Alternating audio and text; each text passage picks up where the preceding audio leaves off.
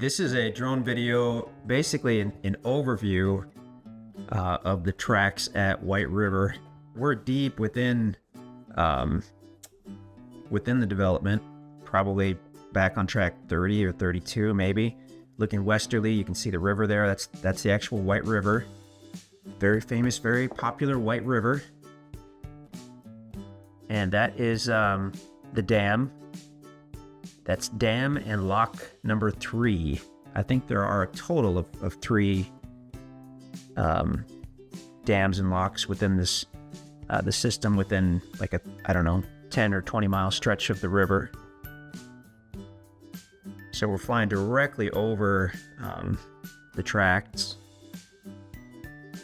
And I think we're just going to kind of go around and get a look at the area, look at the river. This is a fairly long video, so we may get to the point where we just kind of let the drone do its thing and we don't add any commentary, but starting off, we'll probably chime in from time to time.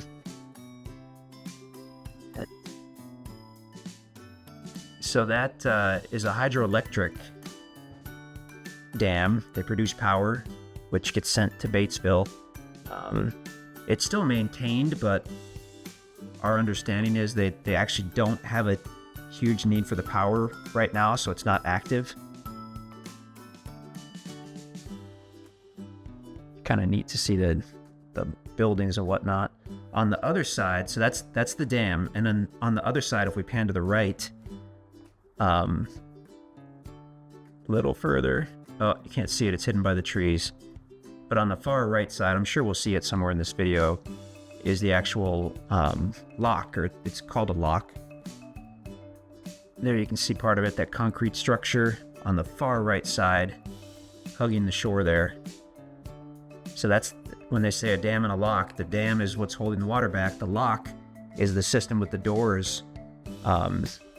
So back in the day when they had steamships or ferries or barges that were navigating the river, they could go into that lock system. And just like in canals and whatnot, they'll shut the doors, raise the water level to either lift the boat up or drop the water level to bring the boat down. Otherwise, the boat can never make it past the dam. Beautiful section of river. The whole White River is gorgeous, but this is just wide and it's clear. We've been out here after it's been raining, and obviously it's not clear at that point, but generally you can look right down in there and see fish. So the guys can go out with the drone and go and zoom in, and they can see bass and rainbow trout. And as we're looking easterly on the other side of the river, that's the property there. And it is beautiful. You got hills and hollers and just a nice piece of ground. Every tract's a little different. Every tract's unique. And as far as I can tell, looking at our maps here, they're all large tracts. There are no little guys. They're all looks to be about 10 acres in size for each tract. So that's a good sized tract.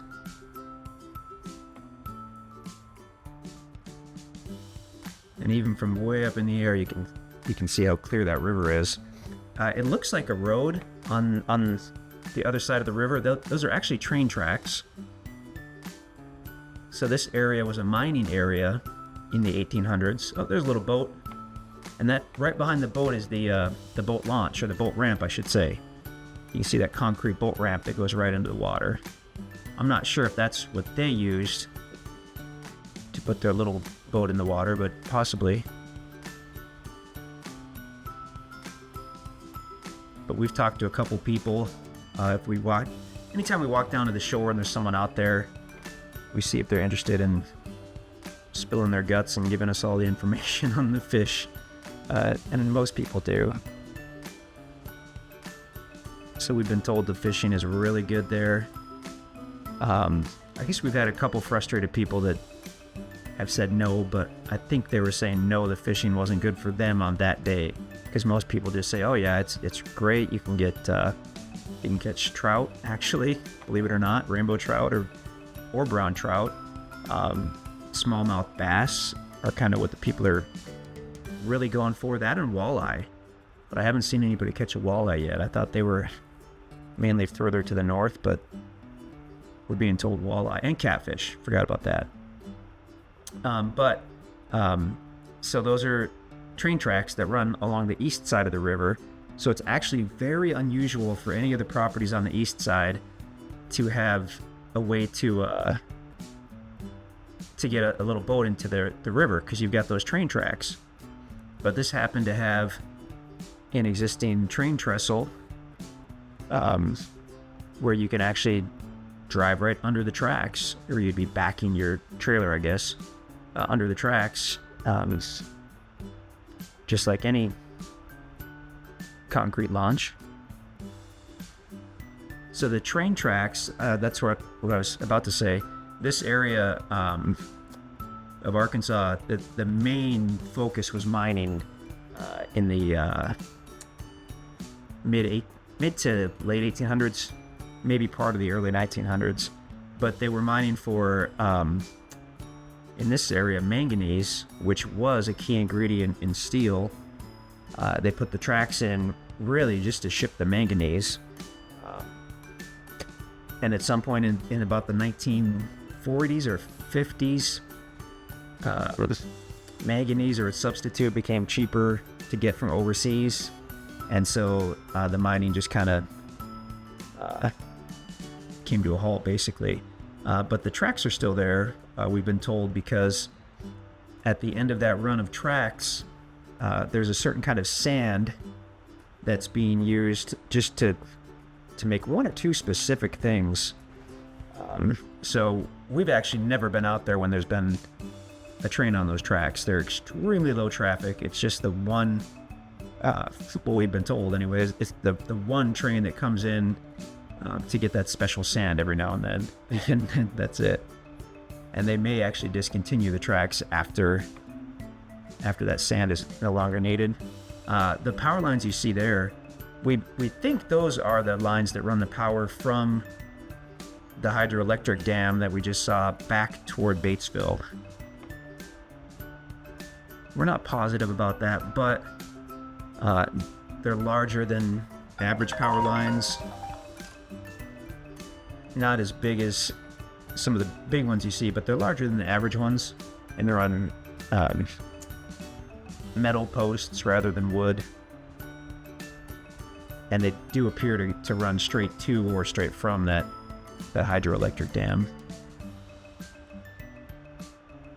Gorgeous area. The deer and the turkey out here are phenomenal.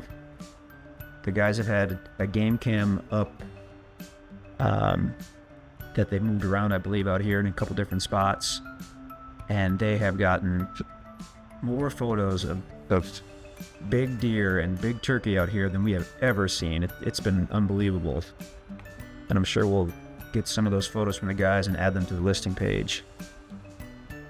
So now we're just kind of backing up, and we're looking westerly over the tracks and toward the river. Hard to see any of the road system. The interior road system is an existing trail system. There you can see one of the trails. It's been in place probably 100 years, who knows, and that runs throughout and provides physical and legal access to all of the tracks out here. You certainly do want a four-wheel drive for a couple reasons. Number one, obviously you want the extra traction if you need it, but number two, you want the extra clearance in case you encounter a bad spot in the road. A four-wheel drive truck or SUV obviously gives you a few inches of extra clearance that you don't get with car. So now looking northerly.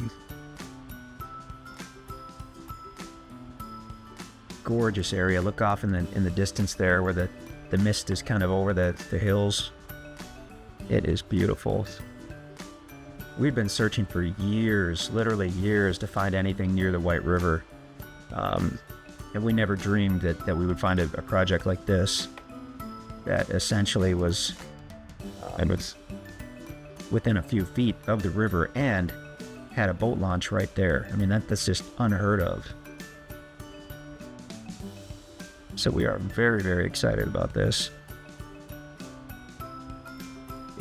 As you look across this, you can see the ridges or the hills and hollers, but the tops would be the ridges. And basically on all those ridges is where you'll find the roads. We didn't build the roads, they were in existence.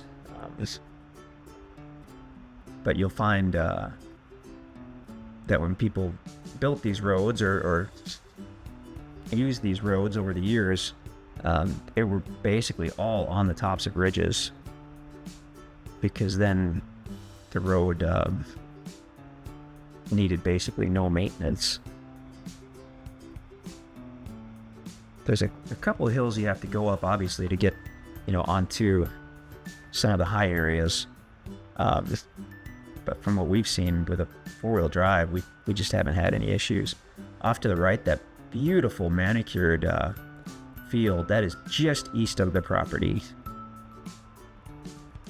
That is really cool what he did there, though. And now we're looking straight down on the east tracts. So that's going to be like tract, let me see here, 33, 34, 35 probably.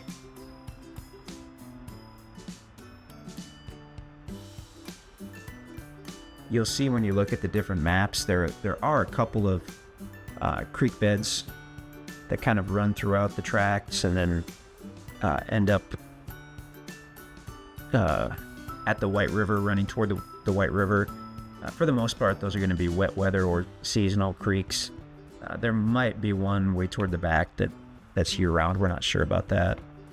But we essentially call everything seasonal, unless it's an enormous river like the White River.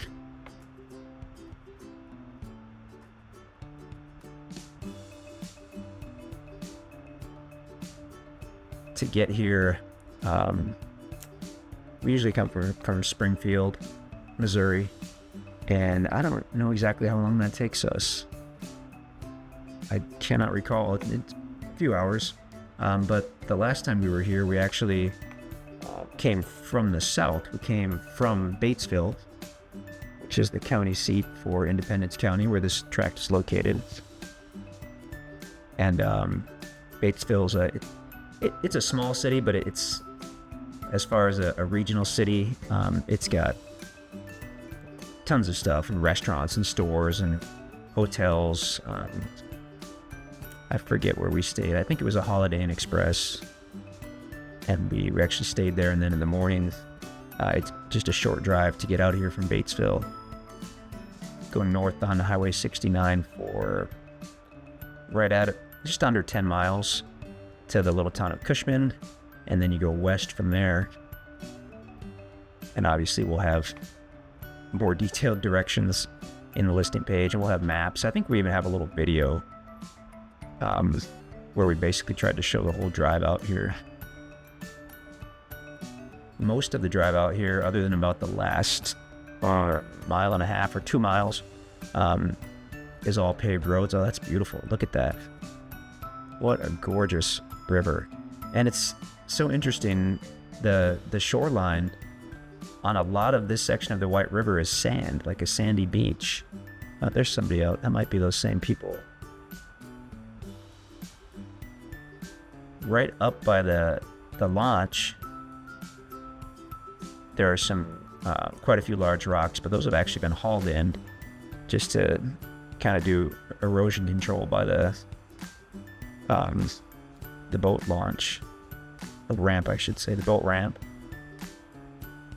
But if you look over at the shore there, and on the other side, it's sand, which is really pretty cool. I lost my train of thought.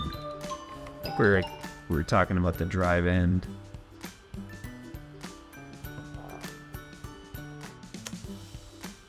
Yeah, that's what I was about to say. It's the last 2 miles, roughly 2 miles are gravel, and that's when you get to Lock 3 Road. And it took us a while to figure out what in the world caused someone to name a road Lock 3 Road, but we didn't even know about the dam and the lock at first. And now that we know that that's designated as dam and lock number 3, it's a very aptly named road.